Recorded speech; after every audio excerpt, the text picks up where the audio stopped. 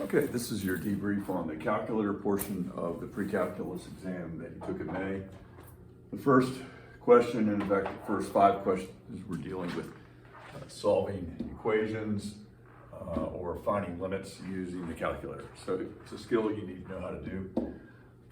When you solve an equation on your calculator, you're looking at this idea.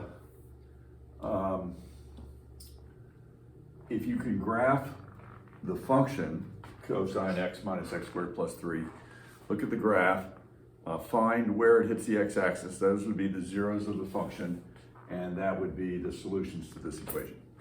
So we have our calculator here. We're going to enter in the function. Notice that it does equal 0 in the problem, so that's fine. That's what we want. We have cosine of x minus x squared plus 3. Cosine of x, make sure you close off the parentheses after the cosine, minus x squared plus 3. The other thing that's real critical in these trig functions, unless it says degrees, you have to be in radians. So the default mode is radians. Make sure you're in radians when you solve this problem. If you try it in degrees, you'll get the wrong solution. Okay, so we have the function entered in. We're going to look at the graph and find the zeros, or the x-intercept. So zoom 6 is probably the smart way to go. There's our function. It looks like we have 2 solutions, 2 x-intercepts. As we go down the list here, we can eliminate that and that and that. So it's got to be one of these other 2. What we can do is find one of the zeros. And the way you're going to do that, if we go to the positive one over there, it looks like it's somewhere between 1 and 3. So we'll go into the zero utility. The left bound will be 1, the right bound will be 3, and then we'll guess. So second trace 0, we're doing that option. The left bound, I'm going to type in 1. We can trace along, but it's much quicker just to type 1 in and enter. For a right bound, I'll do 3 in and enter. In the newer calculators, there's actually some vertical lines that go where these zeros are. The program goes back and forth between those 2, left bound and right bound, and finds a 0. So you simply hit guess or hit enter, and there it is. So 1.696, and that would be this one here. Okay? So following directions says circle the letter. So it looks like we should be doing this, right? 1.696. Okay, second problem. Again, sort of the same idea, except now we don't have it equal to 0. So the first thing we have to do is have to move the x to the left side, or the log x to the right side. It doesn't matter. I'll move the x to the left side for starters. So I have the natural log. Again, close off the function. I'll subtract off the x, and then I'll look at the graph in the standard window, zoom 6. Here, when we look at the graph, we don't see any x-intercepts. There are no places where this function, moving the x across, would equal 0. So this has no solution, and we can stop right there. We're done.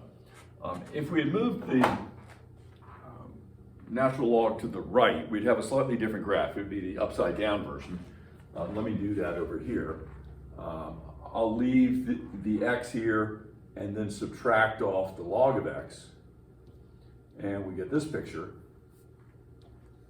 Notice it's just the negative of what we had before, but still no solution. So it doesn't matter which way you move things. Okay, number 3, find all solutions. And we have an exponential and we have a power function.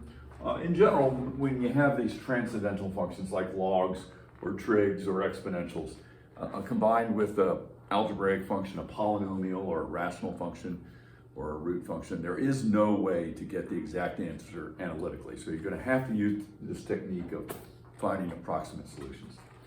So let's clear off both of these, and we'll go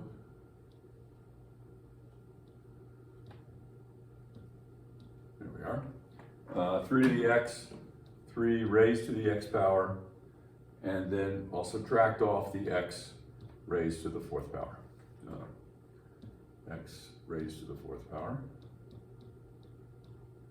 And the calculator's being dumb here. Raised to the 4th. I'm using the older calculator here. It has the caret for the exponents, which is fine. Here's the graph, zoom 6. I see 3 solutions, 1, 2, 3. of the choices over here, only E has 3 solutions. So I could have stopped there if this was multiple choice and just choose choice C. If I needed to find the solutions where this was a free response problem, again, I could zero in this one over here, for example, somewhere between 5 and 8. So if I wanted to find the one to the far right, second, trace, 0, left bound I'll put 5 in, and right bound I'll put 8 in, and then I'll guess. So 7.174, rounding up 7.175. So that was this right here. And likewise, you could do the same thing with the other functions. This one here, this middle 0 is somewhere between 1 and 2. So second trace, 0, left bound I'll do 1, right bound I'll do 2, and then guess, 1.517. Much quicker to key in left and right than to try to trace along, especially as the problem becomes more and more complicated. For this one, left bound I can choose any number over here, -5. Right bound I'll choose 0. So left bound, -5. Oops. 0. Left bound. Yeah, I've screwed up here. So graph. Let's try it again. Second trace, 0. Coming down, 0. Left bound, -5. Right bound, 0. There's my 2 arrows, and then guess. Okay, -0.802. Okay, so quick and easy. For this next batch, you were trying to see what happens to this expression when x gets close to 3. Notice that if you try putting 3 in there, you get 0 over 0, which is not the answer. So the way we approach these on the calculator, now in calculus class, you'll actually be able to do this exactly without a calculator, but right now, what we were doing is we were keying in the expression log x minus log 3, the natural log of x minus the natural log of 3, and I was dividing that by x minus 3. X minus 3. Now you could look at the graph, and this is a graphing calculator, obviously you can look at the graph. Here's the graph. Doesn't show much, right? So it's a strange looking graph, sort of runs along the positive x-axis there. If we try tracing along, we can get an approximate solution. What we would do is we type in an x value. So we need a number close to 3, like 2.9. 2.9, that's close to 3. And I get that y value. If I get closer to 3, 2.99, I get a y value that's even closer to a third, right? Or 2.999. Still very close to a third. If I actually type in 3, right, if x is going to 3, if I type in 3, there is no functional value, right? So if I type x is equal to 3, y is not defined there. There's actually a hole in the graph. Now again, we can do this on the graphing screen. Many times it's easier to jump straight to the home screen where you just call up the function. It's under the variable menu. Variable, it's a y variable. We're in function mode, so select that, and it was called y1. So using function notation, we're putting in numbers close to 3, like 2.999, okay? Or on the other side of 3, you can just edit this, second, enter, and then change the 2.99 to 3. I want to edit this. Well, you should be able to edit it. Anyway, the solution here was the third, 1/3. For this one here, now x is getting really large, right? So x is getting close to positive infinity. X is increasing without bound. We try the same drill. We go ahead and enter the function in, -3, raised to the, now I'm going to put parentheses here. It's -x over 2 divided by 2. That's the exponent. negative x over 2, and then adding 4. Okay, here's the graph, zoom 6. It looks like as x travels off to the right, this does seem to level off. The task is to what level does it go? It's pretty clear that it's going to some positive value, probably 4. If we trace, and as long as we're in the window, we can trace here. So I can put in 8, and we see we're really close to 4. If I put in a number bigger than 10, it's outside the window. So if I put in 11, it's going to say there's an error there because I'm not in the negative 10 to 10 window.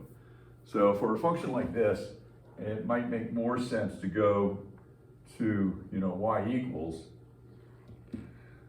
vars, y vars, y vars, function y1, and then I can put in whatever x value I want. It doesn't have to be dependent on the window. So I can put in 18, I can put in 100.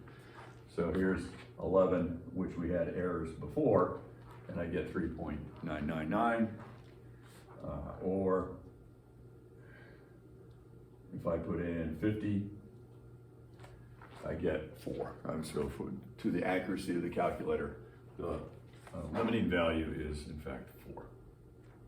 Okay.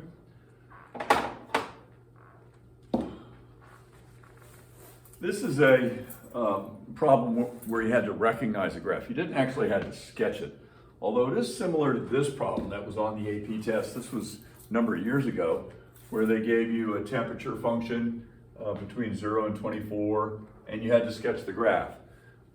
We could have done this, notice there's a 80 as the midline. It's an upside down cosine, right, with an amplitude of 10. So this would start here, upside down cosine, and it would come up like this, right? So you could do this by hand if you could set your window to mimic what was on this particular problem. And that might be an interesting exercise. But for this one, you didn't have to sketch it. All you had to do was pick. So let's see what we've got. We've got a upside down cosine. It's been lifted up 24. So the midline of all of these is at 24, which is good. We're looking for an upside down cosine. Let's see. This is the upside down cosine, right? So normally the cosine doesn't start at the origin, it starts down or up, depending whether it's positive or negative. This is the right answer. If you wanted to actually try this on your calculator, that might be an interesting exercise in and of itself, where you could enter in the functional equation, right? So let's see, y is equal to minus 4 cosine. We have a pi. Now we'll have to use x, right, because we're not in parametric mode. So pi x, and that's divided by 12. Close off the cosine function, and then add 24. Now, here, again, we have to be in radian mode, right? There's no degrees here. This is radian mode. So make sure you're in radian mode. And then if you wanted to mimic one of these things, what you should do is get to the window the same, so 0 to 24 and 20 to 28. So we could set that up, x running from 0 to 24, and in fact the tick marks are every 6, so you can put a 6 in for the x scale. And the y values are running from 20 to 28, 20 to 28, and the y tick marks look like every 2, right? 2, 4, 6, 8. And here's the graph. Okay, so we have choice D. Did not need a calculator for it. For this one, however, you did, right? So you needed to find the depth of the water when T was 7. If you have the graph, you can trace. We can do that. So trace and put T as 7 in there, and that would give it to us. So 25.035. 25.035 feet. Right, that would be the answer to that. Now, if we didn't have the graph, remember you can still go back to the home screen, bring up vars, y vars, function, y1, and now put in 7. because we're asking what is the functional value when t is 7. And again, we get the 25.035. Okay, so two ways of doing that, graphing, or you go into your home screen. Yeah, and again, it might be interesting just to try to, could you sketch this without your calculator? Or could you adjust your window from 0 to 24, 60 to 100, put that equation in and see if you can actually get a graph. AP question from AP Calculus. Okay, so back to algebra. These were the exam problems. We're using function notation here. We're just, none of these say calculator, so we don't need a calculator on any of these. You could, it's more time consuming, I guess. F of 1, 1 squared plus 5 times 1 minus 6, 1 plus 5 minus 6, that's 0. Okay, so that's the solution there. F of negative 1. Now, with the multiple choice, we really don't care what you're writing on the paper. It's only the bubble that you circle, or the bubble that you fill in on the Scantron or the item that you circle here. But if you're doing a free response question, the grader is going to look at what you write. So f of negative 1, here's our function again. It's going to be negative 1 squared. If you wrote this, that's wrong. And it would be marked wrong even if you had the right answer. So again, we were not looking at your work, we were only looking at the letter. But yes, we're squaring negative 1 plus 5 times negative 1 minus 6. This is 1 minus 5 minus 6. So what's that? Minus 10. So 1 minus 5 is negative 4. Negative 4 minus 6, negative 10. Okay, root 2. Note, however, for this one, it does say exact answers. So your calculator will not give you the exact answer. For this particular one, exact simplified numerical answers are required. If you're going through the calculator approach for this one, you'd actually get the wrong answer. So just be aware of that. This particular function, we've got x squared plus 5x minus 6. And if we try to go vars, y vars, function y1, and actually put in the square root of 2, right? Square root of 2. This is not the exact answer. This is a very close approximation. To get the exact answer, we're going to have to put the square root of 2 in for x. So here we are. F of root 2 is going to be root 2 squared, and then plus 5 root 2 minus 6. Well, the square root of 2 squared, that's 2. So we have 2 plus 5 root 2 minus 6. 2 minus 6 is negative 4 plus 5 root 2. Okay, so negative 4 plus 5 root 2. Here it is. No plus or minus. We're not taking the square root of both sides of an equation. And, just to convince ourselves that we have the exact answer, if we try putting that in here, we do get this approximation, negative 4 plus 5 square roots of 2. Okay, so same approximation, but the problem did ask for the exact answer. Okay, 14, same function. Now we're putting in a half. So here's our function. We got 1/2. This is f of 1/2 is equal to 1/2 squared plus 5 times 1/2 minus 6. Well, a half times a half is a quarter. This is 5 halves, right? 5 over 2 minus 6. Unfortunately, that's not a choice. We have to simplify this. Yeah, you're going to have to do some fractions here. So common denominator is 4. So we have 1/4 plus 10/4 minus 24/4. So that's 11. Take away 24.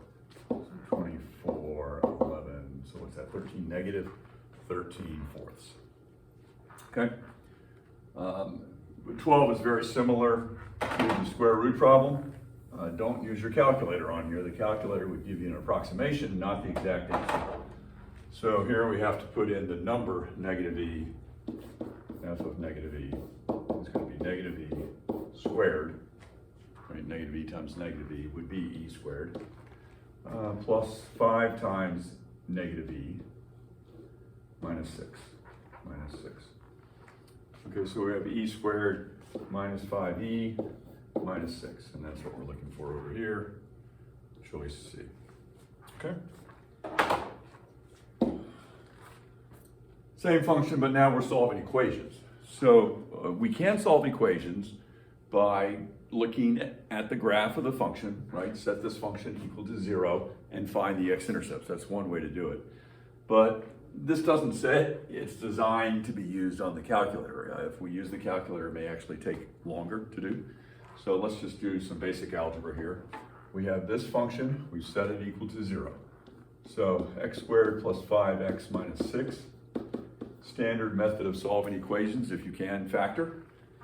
So we have x plus 6, x minus 1 is equal to 0. This factors so that when you multiply it back out, distribute it back out, there's your x squared, there's minus 1x, and plus 6x's, that's plus 5, and there's that. So once we have it factored, one of these factors has to equal 0. So x is negative 6, or x is equal to 1. Right? So negative 6 and 1, there's the correct answer. Same idea down here for number 14, except now we're going to be making sure that we have the equation equal to 0. So let's see. We have x squared plus 5x minus 6 is equal to negative 12. That's what it says. F has got to be negative 12. So if we move the 12 over, we have x squared plus 5x plus 6 is equal to 0. Now we need two numbers that multiply together to give us 6, add to 5. It's 2 and 3. Fairly simple factoring, right? And so x is negative 2, or x is negative 3. Negative 2, negative 3. Okay. For 15, now we're setting the equation equal to 2 and finding solutions. If we try this on the calculator, we would get approximate solutions, right? We would not get exact solutions, but here we're asked to find exact solutions. So 2, we move the 2 across, and so that would be minus 8 is equal to 0. Now we're falling back to our quadratic formula, right? So if this ax squared plus bx plus c is equal to 0, then we know x is going to be the opposite of b plus or minus the square root of b squared minus 4 times a times c, which is negative 8, all over 2 times 1. Okay, so that's the correct answer. We would want to go ahead and simplify that. So what do we have? They all have, see, this one has a positive 5, so that one's wrong. That one's wrong. Are these real number solutions? If the discriminant was positive, which it looks like it is, we have 28 plus 32. And so 28 and 32 is what? 0, 50. So 25. Can't even read my own writing. 25 plus 32. So 57. So yeah, the radical has a 57, a positive 57 underneath. So the square root of 57 is a real number. If it were negative, if the discriminant was negative, we would say no real solutions. But we do have a real number solution, so here we are right here. Okay?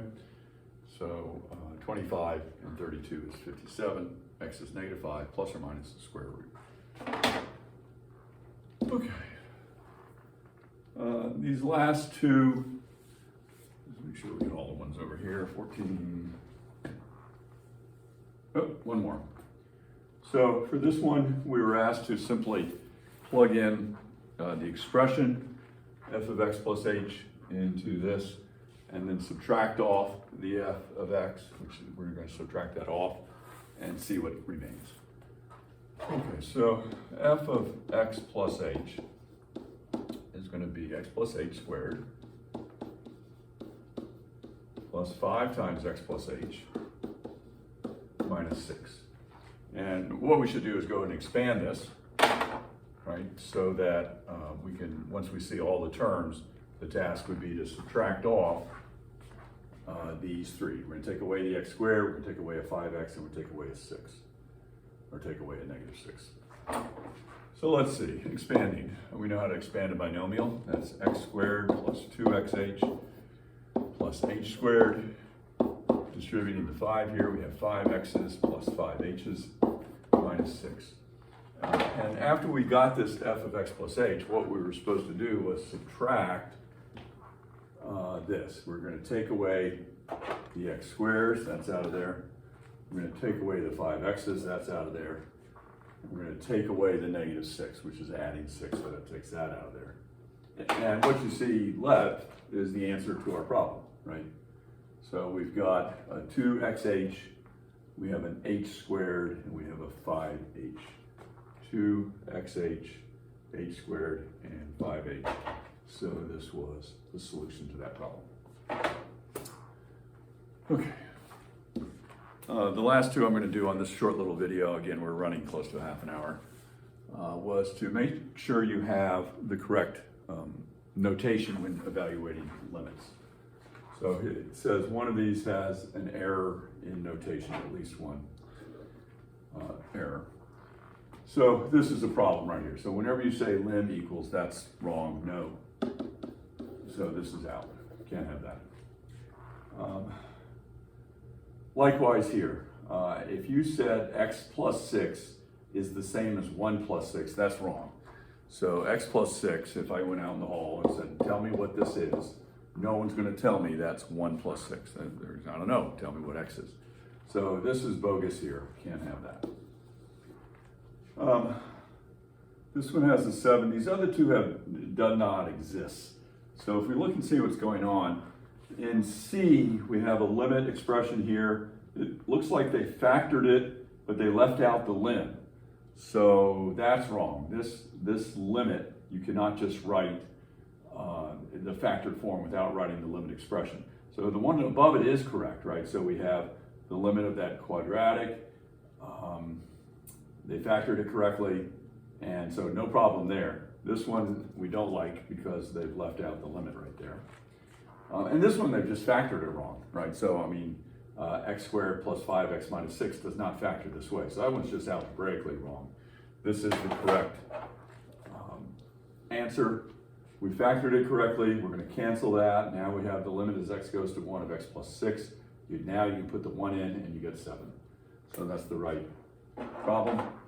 Number 18 looks a little bit different, but in fact it's the same problem. So 18 is the same as 17. The function is still the same. This one had an f of 1, but if you go back and you look at the results in number 8, that was on our previous page, f of 1 was 0. So f of 1 was 0. So for this last problem, this is the previous problem. We already know the limit was 7. There we are. And for this one now, we're going to be looking at the original function. We're dividing it by x minus 5, and we're saying x goes to 5. So let's see. We have the limit, x goes towards 5. Remember, we did factor this. This was x plus 6, x minus 1, and this is x minus 5. Well, nothing cancels here, right? So if we just try direct substitution, we would be getting 11 times 4 over 0. 11 times 44 over 0. That's not a number. But what does the 0 in the denominator mean here? It means the function, this expression, when divided by x minus 5, gets really, really large as x gets close to 5, at least from one side. You could do that on your calculator if you wanted to. This is not a calculator problem, but the answer, by the way, it just does not exist. But if we wanted to investigate on the calculator, we could take this expression, the x squared plus 5x minus 6, and minus 6, and divide it by x minus 5, right? Divided by x minus 5. and just see what happens to this when x gets close to 5. Now we can't put 5 in because it would be undefined. But if we get close to 5, so vars, y vars, function, y1, if I put in 4.9, for example, that's close to 5, we get negative 425 an attempt. If I put in something closer to 5, 4.99, now we're at negative 4,000. And you see this thing's going south really, really quickly. Now here it looks like it would be positive. Well, if we put in a number slightly bigger than 5, 5.001, we do get a very large positive number. So yeah, this is indicative of a vertical asymptote if you tried graphing this thing. Here's the picture in the standard window, zoom 6. It doesn't show the asymptote on this particular one, but in fact, if I zoom out, you'll see there's an asymptote there at 5, where the function's going up and going down. Okay, let me stop here. We'll pick up the rest of this on another video. Have fun.